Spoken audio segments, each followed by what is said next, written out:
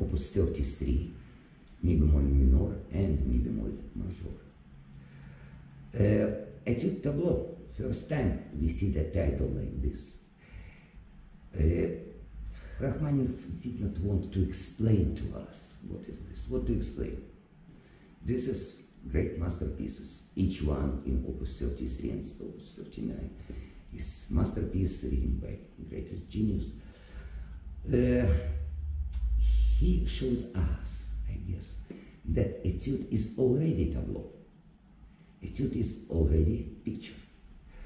Really, what etude is? Let's ask painters. In all academies de beaux-arts, everywhere in the world, in all art schools, was a great tradition. Young and already not young and professors too, painters went for etudes. They went on plein air usually, and million of examples like this. Let's see Pont-Aven, Brittany, with Gauguin and Émile Bernard and Cerisier, Vassiliev, great and very talented, incredibly talented Russian painter who died very young, went with Ilya Repin on Volga River for etudes, and so on and so on. So what etude is for painter? You concentrate in very special thing, and you work on special technical thing. For example, brush stroke, preciseness of this, or sense of light, or sense of color, preciseness when you paint human figure, and of course incredible concentration on mood, on the mood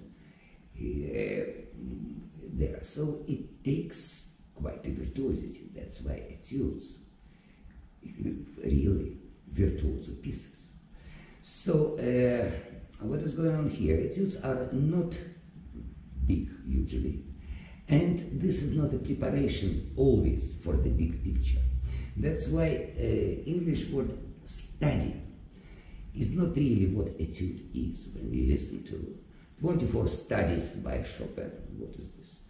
Study means preparation, and here we are making very funny mistake. We are, which painters would never make. We mixed up very often etude and esquisse, etude and exercise. Etude is not exercise and not esquisse.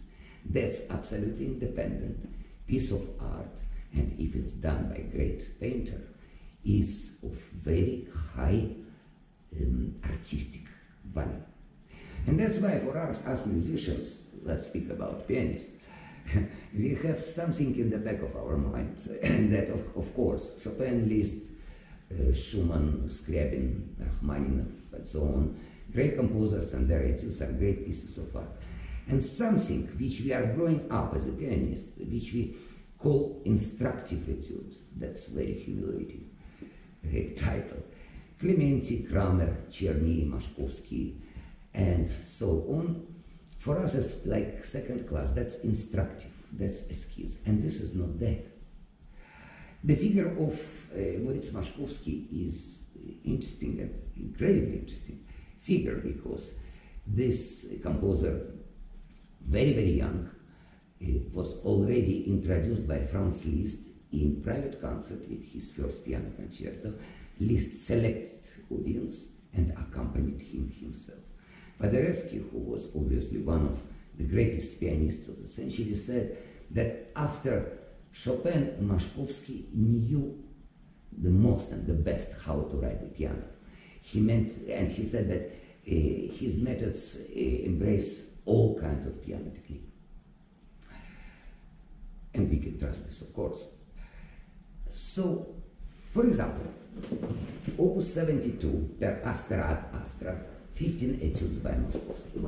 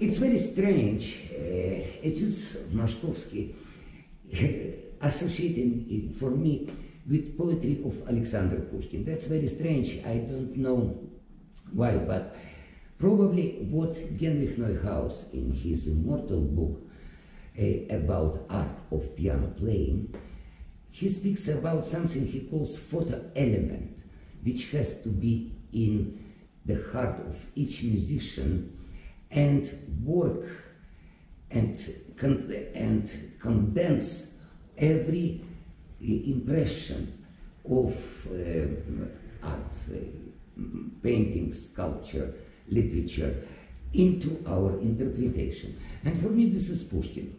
This etude на нити праздных развлечений низал он хитрой рукой прозрачной лести ожерелья и четкий мудрости золотой.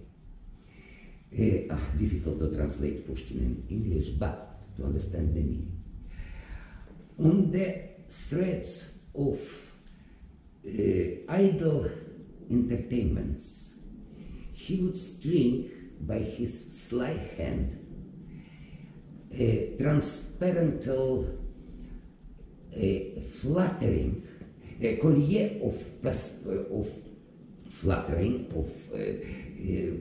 and brushes of golden wisdom.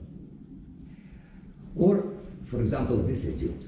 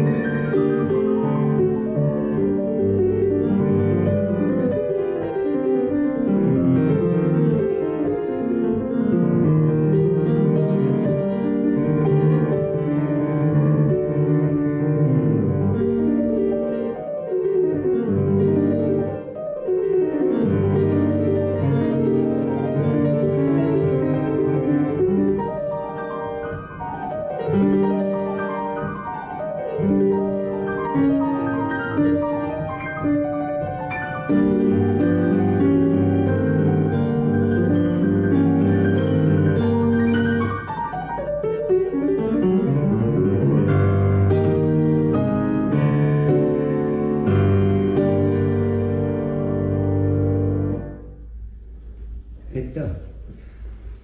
Там пел Мицкевич вдохновенный, и стоя средь прибрежных скал свою Литву воспоминал.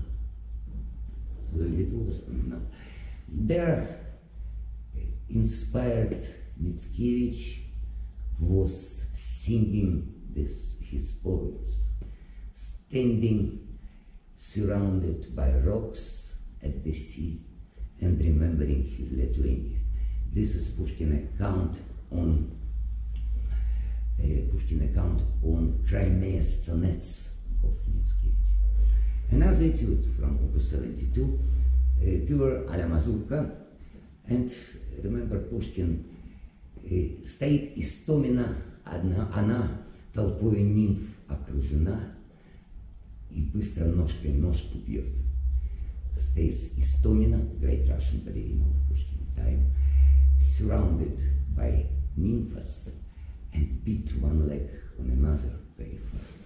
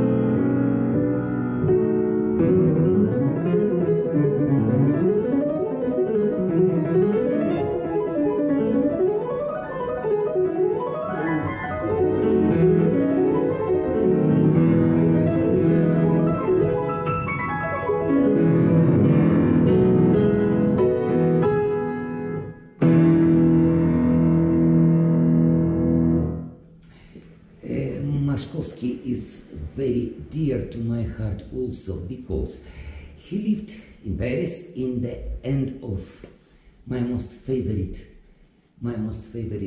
epoch in French history and French art, that's so-called Belle Epoque.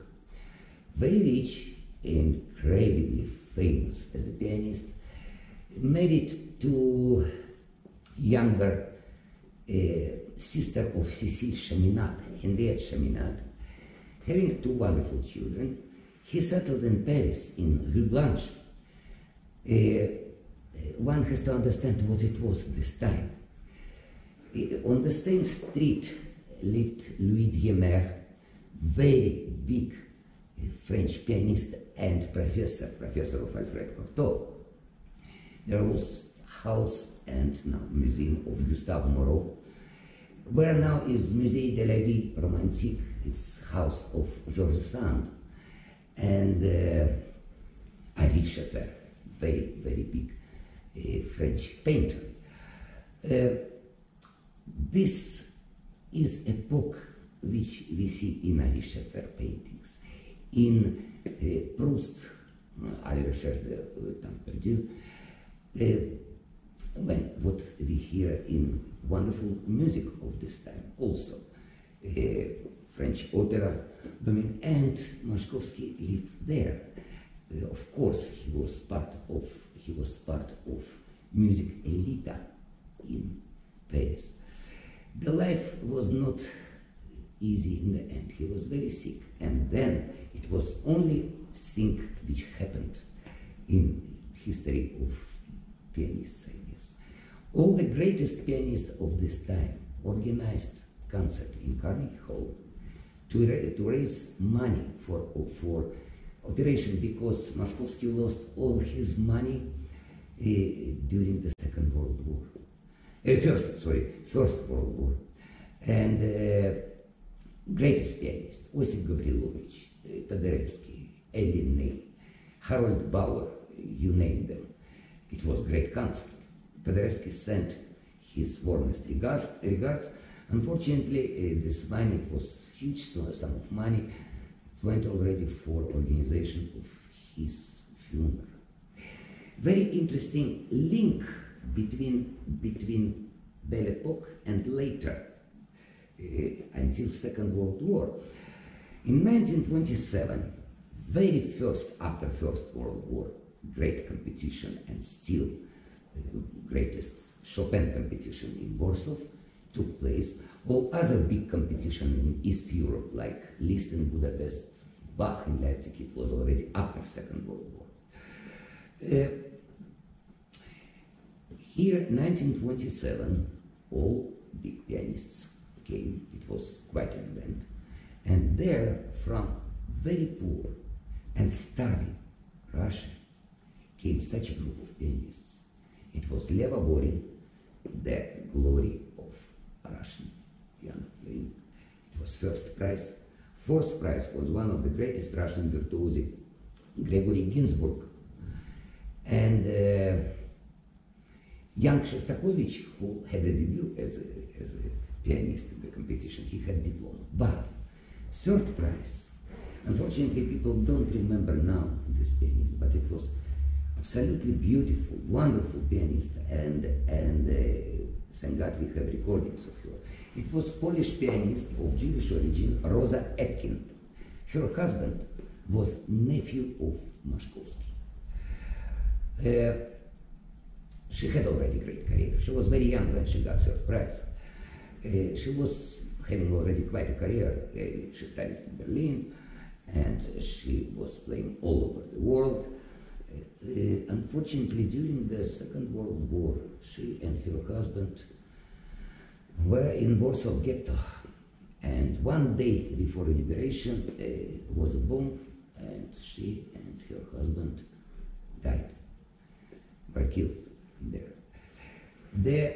You know, when we think about glory of Belle Epoque and transparent collier of flattery, everything after quite soon finished very sad. Henrietta Cheminade, you know, Cécile Cheminade was a great French pianist and composer, and probably the greatest French woman composer. Henrietta Cheminade left Moszkowski. She was living with very important German writer, Ludwig Fulda. They lived together for years, and Fulda he was member of Berlin Academy of Beaux-Arts in 1932. In 1933 he was already kicked out from there because of his Jewish origins. Hitler came to power. His son lived in America, and he went to visit him, and it was a crucial mistake. He came back to Germany, and when he realized that Nazis are coming, he tried to go back to America, emigrate forever, and the Americans did not give him visa, rejected his visa. To visit is one thing, to emigrate is another thing. They did not want to recognize him as a refugee, and he committed suicide. That very interesting link between times, a link between times. So, speaking about etudes and coming back to Pushkin words, you understand all this. Of course, it is threads of idle entertainments, but let's think about last line. Brushes of golden wisdom. That's what Moszkowski gave pianists. Brushes of golden wisdom. How to play piano. And what is this really? What is art of playing piano? If we go back, farther back to 18th century, when etude was not yet done as a genre. For example, beautiful, charming little piece by Carl Philipp Emanuel Bach called Solfeggietto.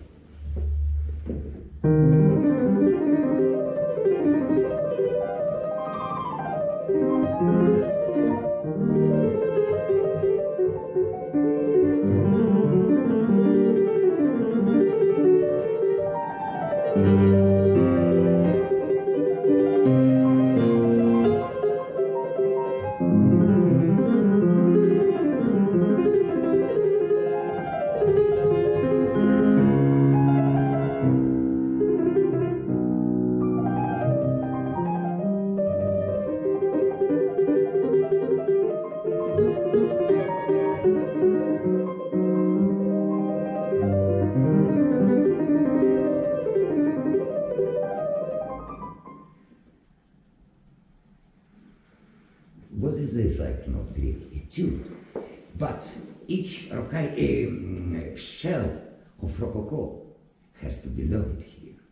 In this very little piece, which is less than a minute, whole Sanssouci and Potsdam by Knobelsdorff architect. Zwinger in Dresden, that's pure Rococo. And from this point of view, etude is a piece of art. But I say that's not to defend it. I just want to share with you my vision for etudes. And that's why any etude already means level of virtuosity, really. You work on certain thing. In Czerny is the same. We speak about Philipp Emanuel Bach. Or for this.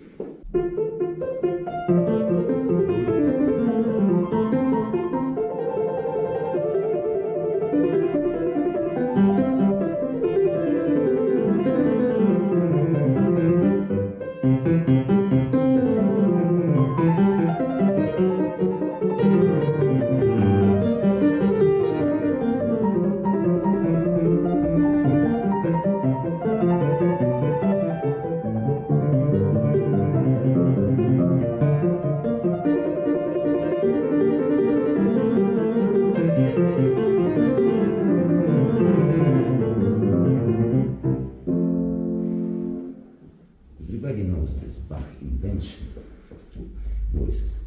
This beautiful badinère is also etude. You learn two voices and hearing those voices. And of course the mood here is absolutely obvious. That's about culture of etude. We don't touch now Chopin and Liszt etudes. That's a huge field of playing and talking, probably next time. This diffusion I call homage to my first teacher, Madame Revzo. Usually people speak about my two illustrious teachers in Moscow Conservatory, Madame Bella Davidovich, the legendary Russian pianist, huge career, huge name, and for me, she was not only great master, she was like my second mother. She helps me throughout all my life. When I moved to the West, and I will never forget it, never. And when Madame Davidovich moved to the West, she gave me to her best friend, Professor Vera Gornastaya. A lot of things are written and spoke about Madame Gornastaya. She was one of the greatest teachers. And of course we have a lot of TV productions Practically what I'm doing now, this is kind of, I hope, this is prolongation of her very interesting TV series, The Conversations Near the Piano.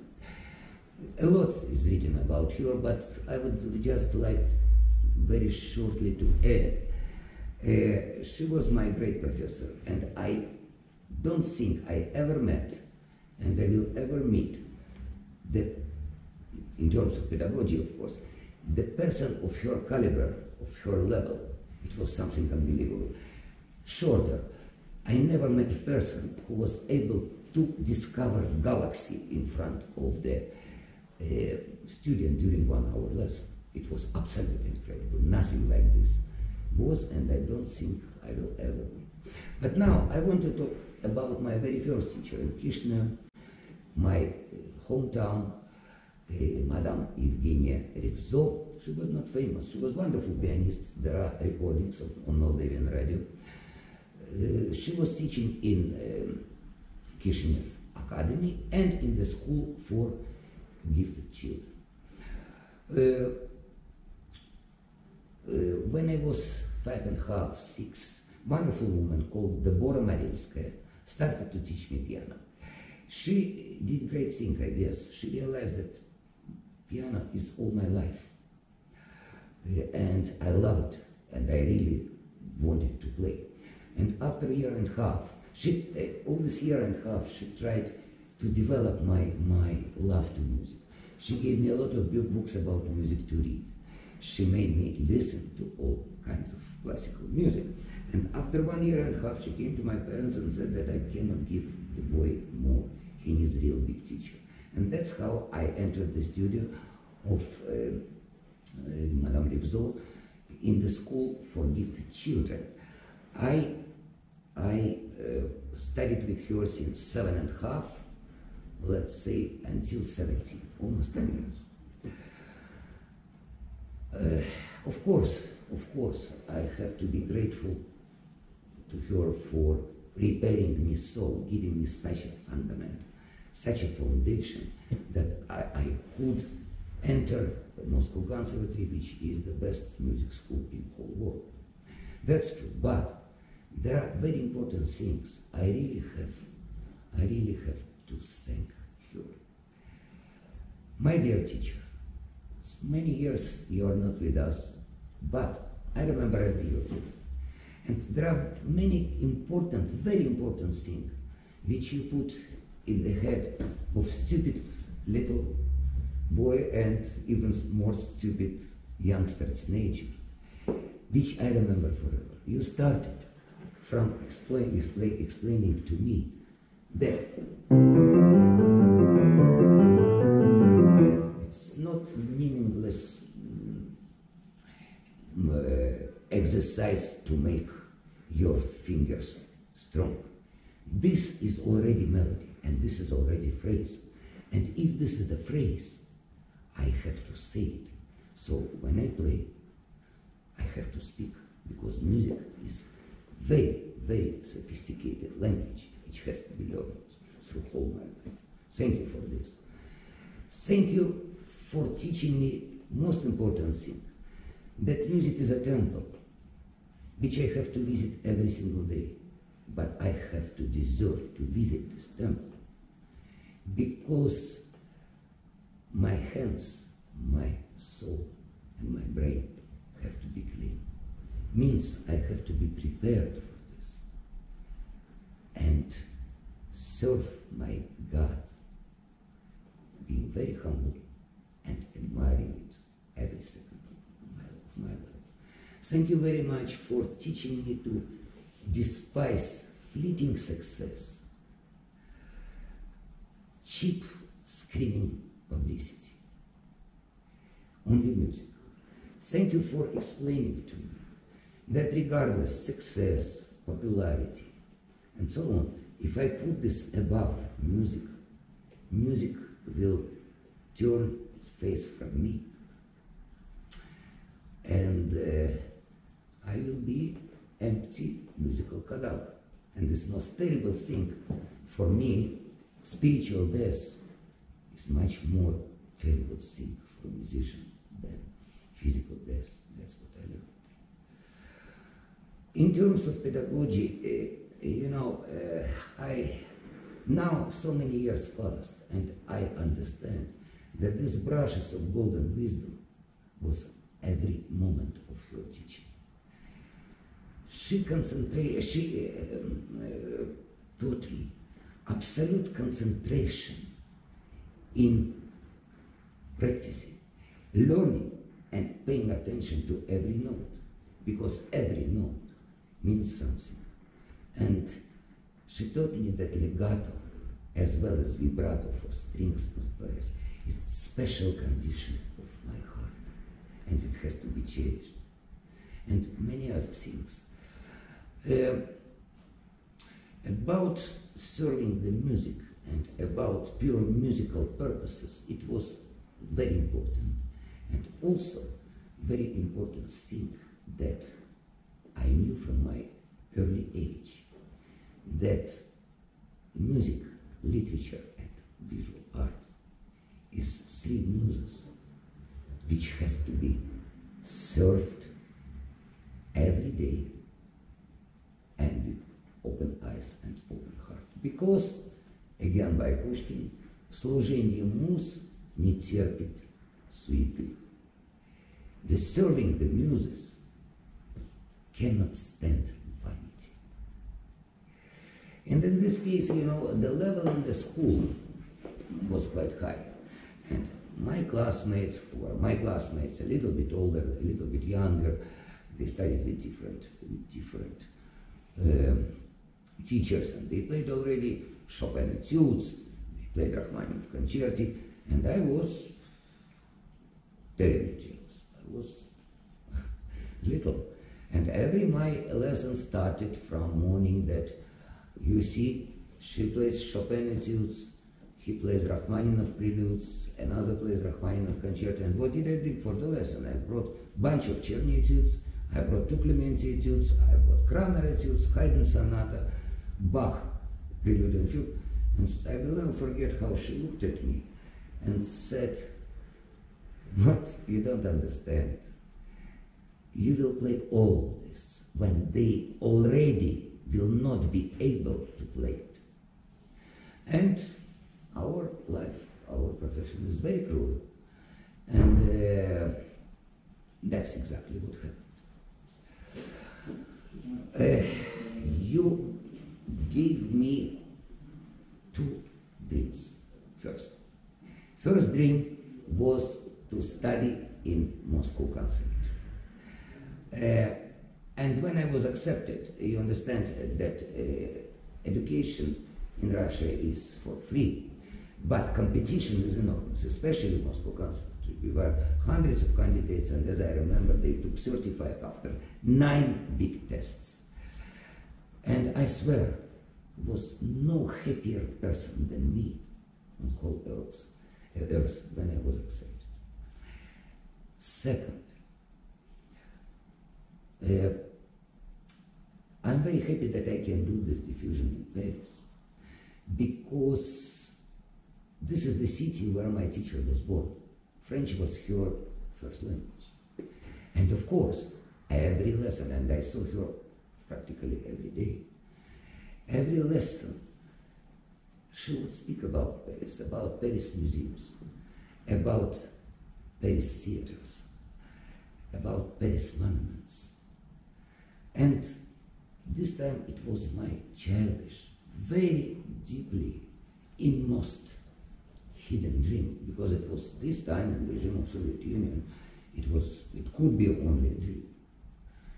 And finally this dream became reality. I live here, and I have to tell you that again I had incredible feeling when I came to Paris first time. First, how to explain it?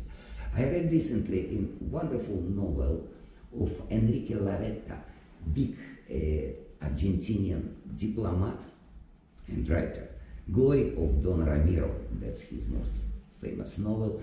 Very interesting phrase. He felt like his heart is growing inside of his chest. That's exactly That's exactly what I felt when I came to Paris first time. Also, it was very interesting because when I came first time, immediately poetry of Vladimir Moszkowski, who spent a lot of time in Paris, came to my mind. Я хотел бы жить и умереть в Париже, если бы не было такой земли Москва. I would like to live and die in Paris if there is no such a land as a Moscow. Funny enough, I could say absolutely with minus, absolutely opposite. The opposite thing about me. I would like to live and die in Paris. Evgenia Mikhailovna, you brought me on art and literature, and my incredible feeling in Paris was that here Delacroix lived, and here Musset died, and here, not far by the way, from Centre Chopin is famous cemetery Père Lachaise there, Chopin and not only Chopin's grave. Here is Georges Sand, and here is Gustave Moreau, and I felt somehow that this is not ghosts. This is my living idols with whom I was speaking all my life, and finally I met them personally. This was, believe me, most incredible feeling, and this feeling I have in Paris still, and I think forever. And this unity of arts, look, we read in Delacroix diaries. I'm a nun in the house of Georges Sand. She's there writing. I hear Chopin is practicing. Musset writes his poetry in his room, and I'm making my etudes. Was also very important thing about serving the God. Evgenia Mikhailovna taught me, you see what I say, she taught me, young boy, and she practiced with me absolutely like with adult. She taught me very essential thing. Recently I read in the book of Walter Benjamin, very big theoretic of art and philosopher in Germany, 1936, about a piece of, the essay is about a piece of art in epoch of mechanical reproduction.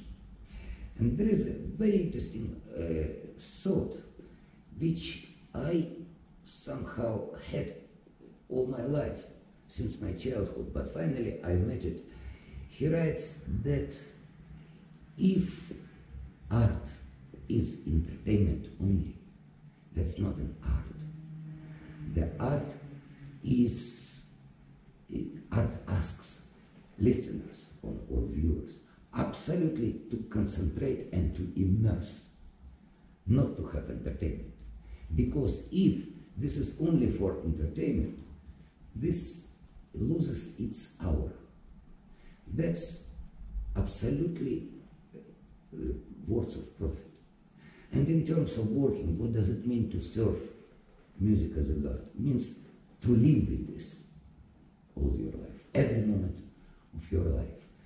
Concentration, listen, look what Tsvetaeva is writing. Источник нашего богатства требует постоянного внимания. Мое внимание неисчерпаемо и неуклонное, и неколебимо.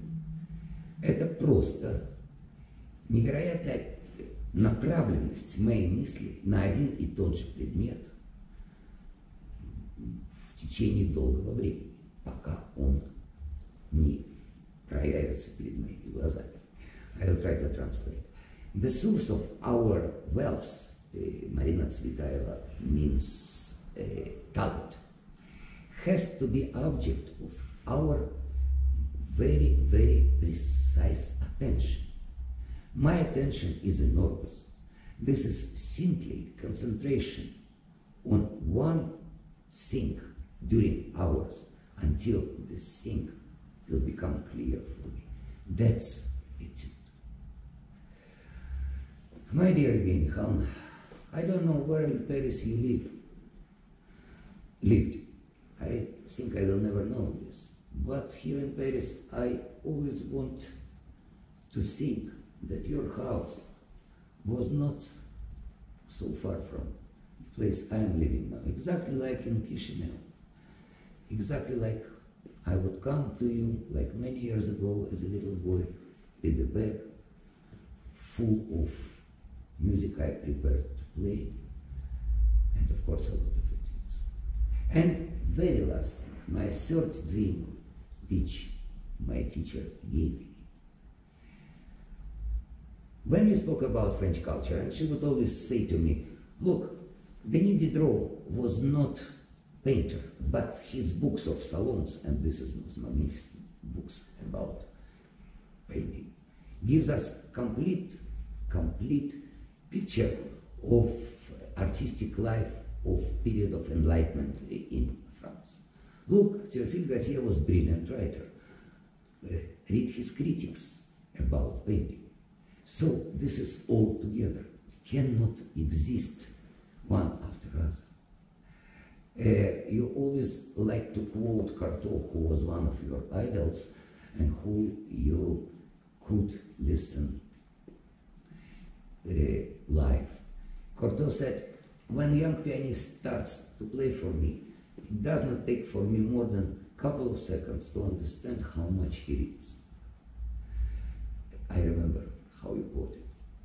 So about all this stuff, gigantic figure of Vasily Stasov, 3 huge volumes of his critics, done in 1960s, I guess, late 50s, early 60s. One volume is about sculpture and painting, another about music and architecture and about literature. That's why this was great people who lived in art, And my third dream became reality too. When I was 9, I played my first Jean-Philippe Rameau pieces. Jenny Havna did it with me. And I had another childish dream for all my life, because music of this composer became love of my life. I had a very ambitious dream when I was a child to play and record complete Jean-Philippe Rameau on piano. And this dream also became reality. Here is my very first Rameau, suite in E, de Rigadon et double.